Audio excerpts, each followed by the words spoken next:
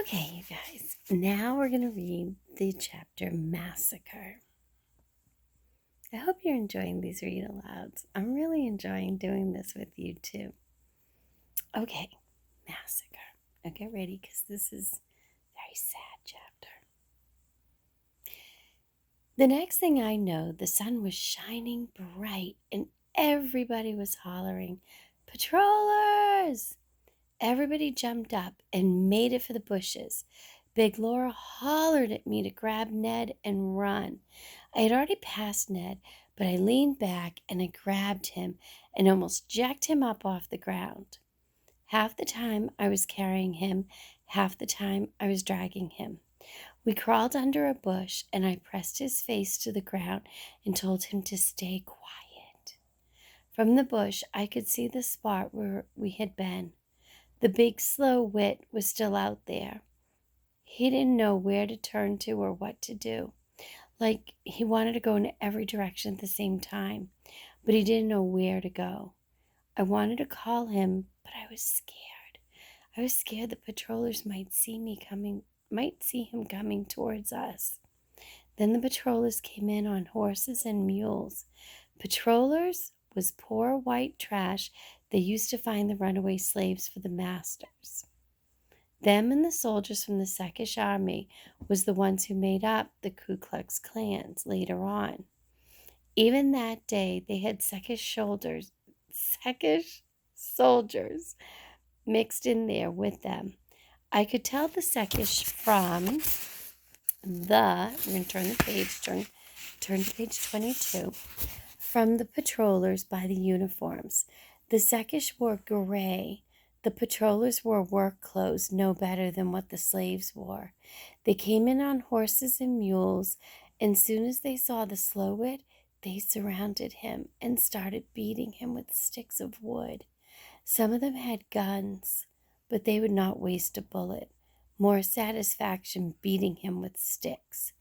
They beat him, he covered up, and they beat him till he was down. Then one of the patrollers slid off the mule, right across his tail, and cracked the Slowit in the head. I could hear his head crack like when you hear dry wood break. I wanted to jump up from there and run. But what about Ned? I couldn't leave him there. Look what Big Laura had done for me just yesterday.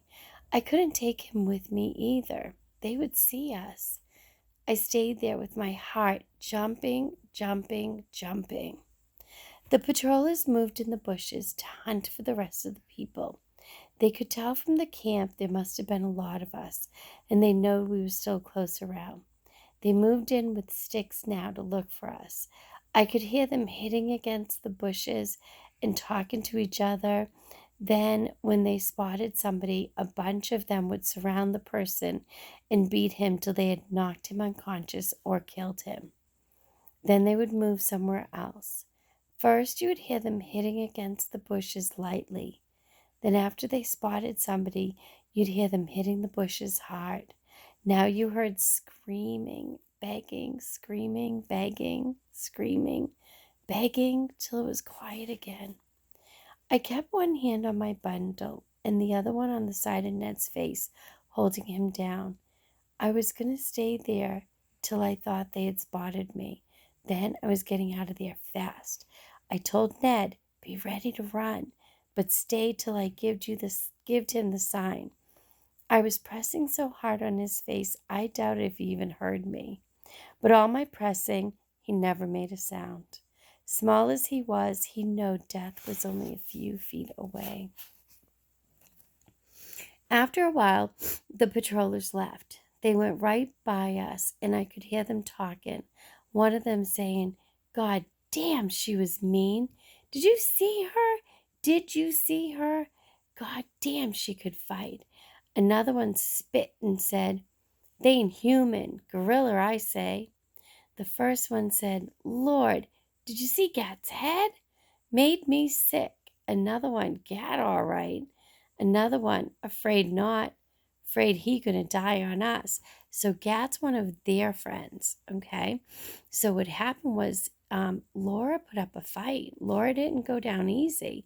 And so she was fighting back. And so she kept hitting this guy Gad in the head. Obviously, too many of them overpowered Laura, so she died. But she got one in too, which was good. They passed right by us, and my heart jumping, jumping, jumping. I kept my hand on my bundle, and I kept Ned quiet till the last one had passed. Then I relaxed a little bit. I took me a deep breath, and I looked up at the sky. It was quiet, quiet, not a sound. I mean, you could even hear a bird. Nothing but the sun and the dust the men had raised thrashing in the bushes. I could see the sun streaking through the trees down to the ground, like a long slide. Only one time, so they say, it refused to shine, when they nailed the master to the cross. And so that is, she's talking about Jesus. So like the day that Jesus was died. So she said that the only other time she had seen the sky look like that, based on what history told her, was when they nailed Jesus to the cross. Illusion. That's what that's called. ALLUSION. An illusion is when somebody writes something and you understand what it means because you have other knowledge. So in this one, when she says they nailed Master to the cross, we know that she's talking about Jesus being nailed to the cross. And so it's an allusion to Christianity. All right, back to our story. I stood up and told Ned, come on. And we went back to the place where we had camped. The slow wit was dead all right. His skull busted there like a coconut.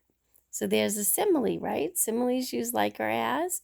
Busted there like a coconut. One of his shirt sleeves was knocked clean off. I turned to Ned, but he was standing there, just calm as he could be. I left the slow wit. I wanted to find Big Laura and give Ned back to her. I saw somebody laying over in the bushes, but when I got closer, I saw it was a man. He was dead like the slow wit, and I went on looking for Big Laura. I had to give Ned back to her, and I needed her to show me how to reach Ohio. I looked for her everywhere. Sometimes I made Ned stand beside a tree while I went in the bushes looking for her. I saw people laying everywhere. All of them was dead or dying or so broken up they could never move on their own. I stood there a little while looking at them, but I didn't know what to do, and I moved back. Then I saw Big Laura. She was laying on the ground with her baby clutched in her arms. Turn the page.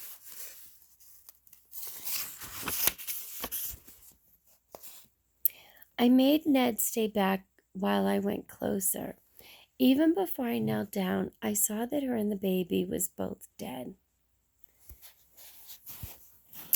I took the baby out of her arms.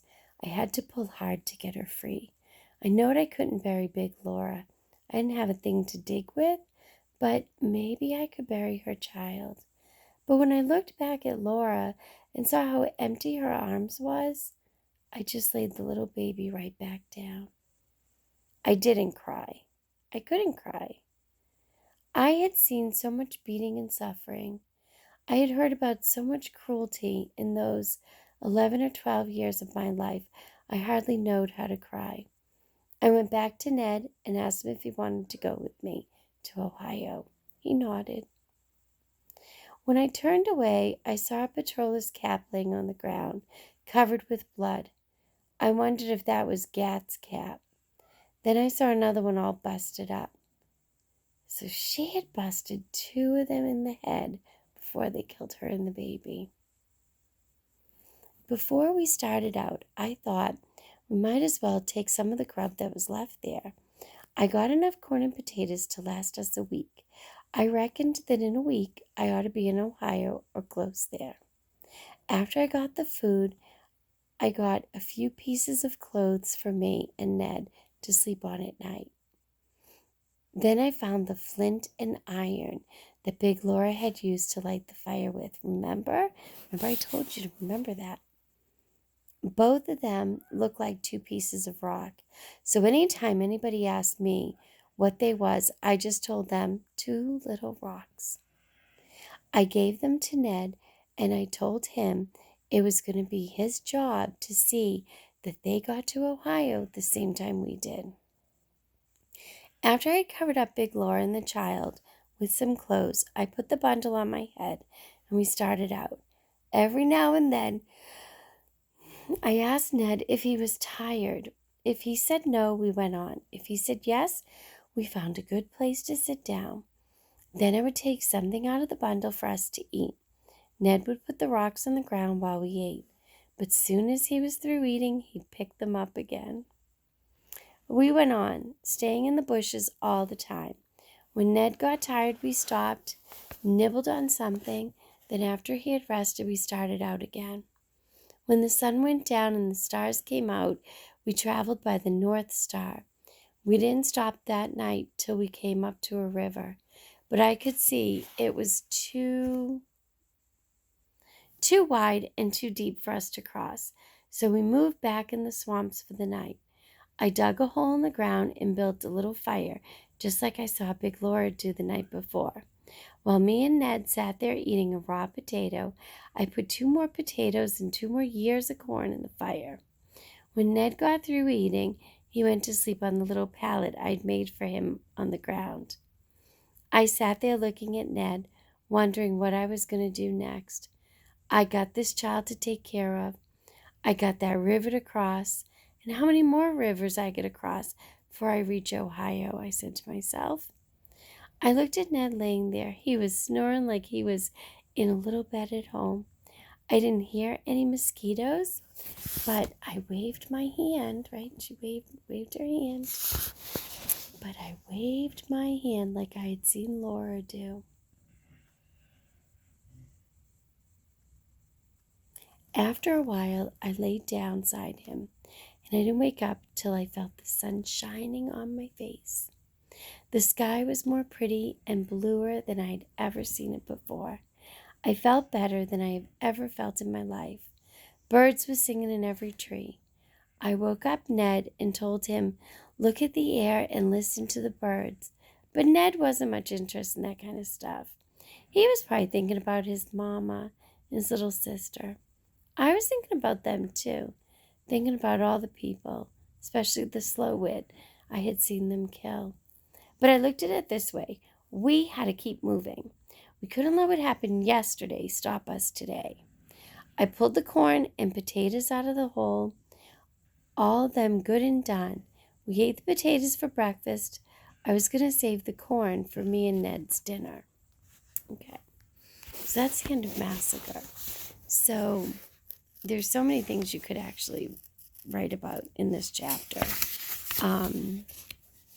You could talk about a time that maybe you had to hide from somebody.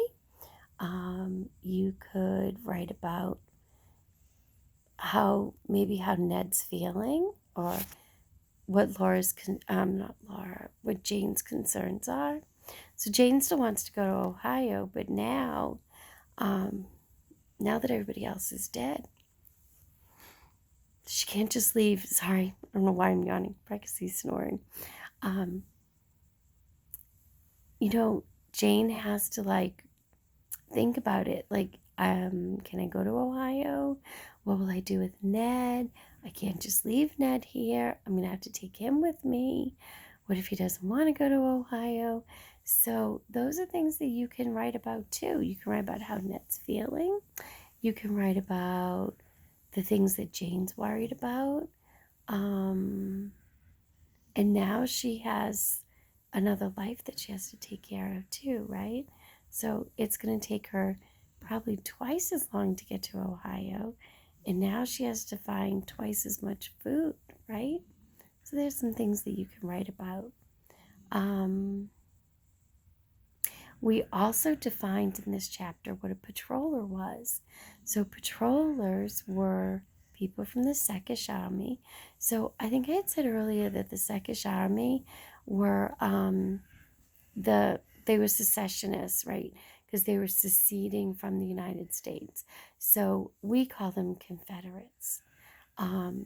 And they called themselves Confederates, but secessionist, seckish was sort of how the slaves would say it.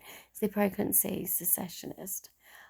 So patrollers were poor white trash, and they were seckish army people. And those are the two groups that eventually make up the Ku Klux Klan. So it's important for you to remember that. All right, so why don't you go journaling, and I'll get ready for the next chapter.